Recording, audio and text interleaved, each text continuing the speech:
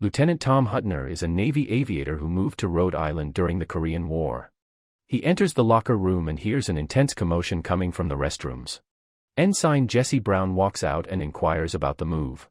Hutner meets the other members of Fighter Squadron 32, Carol Mooring, Bo Lavery, Marty Good, and Bill Koenig, who are led by Lieutenant Commander Dick Sevely, who reveals that Stalin and the Soviets have tested their own bomb and will soon attach it to a bomber. Sevely assigns Hutner with Brown. In the air, Brown flies recklessly. He's always in control, just not in the way you might expect. They take a diversion on their way home. Hutner pursues him because a wingman never abandons his partner. Hutner isn't used to flying. Brown performs a nosedive in a residential neighborhood, and Daisy Brown greets them with a wave from her front yard. Hutner returns to the locker room and asks Brown what was up with that. Brown responds that the only way to discover out about your wingman is at 2,000 feet. Hutner invites Brown to have a beverage and get to know him, but Brown declines. He doesn't drink. Sevely invites the squad over to his house for clams. Hutner informs Lavery that he joined the Navy immediately after hearing about Pearl Harbor. He graduated 1 month after the war had ended. According to Lavery, life does not always go as planned. I mean, did you ever think you'd be in a squadron with a colored aviator? Hutner avoids the question and turns to the food. Brown drives home. He waves at a neighbor who is not pleased to see him. He tiptoes inside, scaring Daisy, who is painting the hallway walls. They have a joyful, loving relationship and a 3-year-old daughter named Pam. Sevely gives the team a briefing. A recon plane washed up on shore with bullet holes. The squad will now prepare for the Russians in a new sort of jet known as the Widowmaker. The engine is one of the most powerful components behind which these pilots will fly. When you press the accelerator too hard, she will flip you over. The torque is sufficient to flip a home. The pilots must proceed with caution. On his way home, Hutner notices Brown on the side of the road with car trouble. He offers him a ride home. Hutner tells him he felt called to adventure and did not want to take over his father's grocery stores. Brown had always wanted to fly, especially among the best pilots, so he joined the Navy. Daisy offers Hutner a drink at the Brown residence, but Brown declines because Hutner has plans. Hutner catches the message and politely declines the offer. Daisy tells Brown to be courteous, but Brown has no idea about Hutner. The pilots inspect the Widowmakers in person. They all practice drills and get used to piloting the new sort of plane. They get word that they are shipping out. Daisy increases Brown's confidence before he leaves the house. The following day, Brown hides in the lavatory. He looks at himself in the mirror until everyone in the changing room have gone. He tells himself many disparaging things. Hutner is in his plane. Everyone on the team is watching as he lands. He accomplishes it without difficulty. Brown is up next. All of the black crew members on the carrier come up to look. Brown is flying excessively high. Hutner says he needs to lift his nose. The flagman leads him up, but Brown misses the carrier. He turns back around and feels the pressure. He is able to land the aeroplane. Everyone passed their carrier quals, and Hutner received perfect scores. Sevely advises them to get their affairs in order before they ship away tomorrow. Hutner gives Brown a ride home, and Brown invites him in this time. Daisy offers Hutner a drink and urges him to be present for Brown. Brown enjoys an evening at the beach with his family. The following day on the carrier, the team rushes down the hallways, up the stairs, and to their planes. But it's just a drill, and Sevely thinks they need to improve. The team returns to their quarters, but Brown is requested to speak with Life magazine about a good narrative to alleviate public concern about another potential war. Brown wants to be regarded like any other pilot, however the interviewer prefers the colored perspective. Sevely rushes to his aid and gets Brown back to work. Below deck, one of the soldiers inquires whether Brown also juggles. Hutner confronts the men, but Brown forces the pilots to talk away. Hutner wanted to teach that guy a lesson, however Brown believes it's better this way. Sevely requires a volunteer for a work that no one wants to complete. Hutner volunteers like. Brown nudges Mooring into doing it, and Hutner lets him. Mooring completes the duties in the plane but is unable to land. The jet crashes into the ocean. Everyone is saddened by Mooring's death, but Brown informs Hutner that he does not appreciate him making comments about what Mooring should or could have done. Hutner insists that the pilots will not die if they follow orders. Later, the pilots toast Mooring.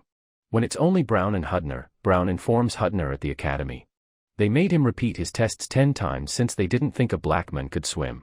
Stuck rocks into his flight suit, submerged him, then added ice to the water. They didn't care whether he died in that pool, but Brown always made it out alive. He would die if he obeyed what others urged him to do. That's what he was attempting to educate Mooring. They arrived in Cannes. The pilots go ashore and explore. Brown enters a store to get Daisy's gift and encounters a gathering of sailors. He goes to investigate what's going on and finds actress Elizabeth Taylor. One of the sailors makes a nasty remark about not being with Brown. Later that evening, Brown receives an invitation from Elizabeth Taylor to a casino party. The pilots arrive but are denied entry to the French casino. However, when Brown begins to speak French, they reluctantly allow them to enter. After dancing and drinking, they thank Elizabeth and leave for another location. Hudner notices a lovely lady and flirts with her using a magic trick. The army troops from the carrier arrive, and a fight breaks out because the guy believes he had a shot with Elizabeth back at the casino, which Brown ruined up for him. Sevely updates the team. The North Koreans have seized Seoul. If they seize the rest of the southern peninsula, they may also take Japan, and America will be unable to contain communism. The ship set off towards Korea. There may already be 100,000 Chinese in North Korea. The aim is to destroy 2 bridges over a key river along the border, intending to deter the Chinese from sending in more troops. Sevely joins the team on this flight. However, Hudner confirmed that Sevely's jet has a mechanical problem with its landing gear and delegated command to Hudner. They fly over and are hit by hostile fire. They cannot totally demolish the bridges, but Brown defies orders and returns to complete the mission. In Korea, the army is currently on the ground, freezing their behinds and waiting for the Chinese to attack. They do, but it's an uneven fight. Hudner submits his mission report to Sevely. He explained exactly what happened. Brown confronts him about it, explaining that discipline for Brown is different from discipline for anyone else. Hudner knows and instructs the team to write their accounts to clear Brown. Hudner walks in on Brown and repeats every cruel word he's ever heard to himself in the mirror. Hudner informs him that he obtained testimony from the other guys stating that the mission was complicated and Brown did the correct thing. But Brown understands that a piece of paper will not help him. Hudner asks what he wants him to do, and Brown responds, "Just be my wingman. Forget the lifesaver and get in the damn water." On the deck, Brown enjoys some fresh air. He is joined by a black crew member. He tells Brown that they heard he did some good flying the other day and wanted to let him know they spotted him. They all chipped in to buy him a watch in Cannes. The back is engraved with, "Above all others." Brown is moved by this gesture. On the runway, Brown meets an old friend he refers to as Alabama. Alabama is assisting the search and rescue unit. Daisy has received a letter from Brown. He hid her birthday present and left clues for her to uncover. She discovers the gift in Pam's closet, earrings. He concludes his message with, "Lovingly and completely yours. I'll adore you forever." Sevely and the team are briefed. The army is battling in an indescribable inferno, with 6 Chinese sheltering in the woods for every Marine. The boys are holding on by their fingernails, and air support would be greatly appreciated, but the mission is dangerous. On the ground, the troops pray before moving their vantage point as the pilots arrive. They give them hell, but as they leave, Hudner realizes Brown's jet is leaking fuel. Brown claims that it is oil. He needs to take the plane down quickly because he won't be around much longer. Sevely calls search and rescue. Brown releases all of his missiles to prevent them from falling into enemy hands. Brown lands hard. Hudner cannot see him moving. He plans to crash land his plane to be with Brown. The other pilots try to talk him out of it, but he crashes his jet after releasing his missiles. He rushes to Brown, who is trapped between his seat and the control panel. Both men attempt to lift it off of him, but are unable to do so. Sevely's mayday call is received by search and rescue, but landing is impossible due to the darkness.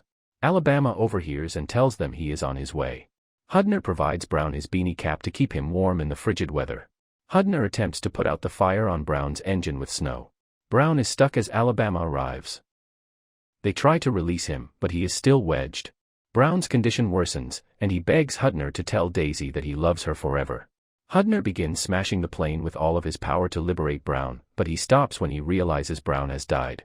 They leave, with Hudner promising to return for Brown. Hudner begs his commanders to let him return for Brown's body, but they refuse.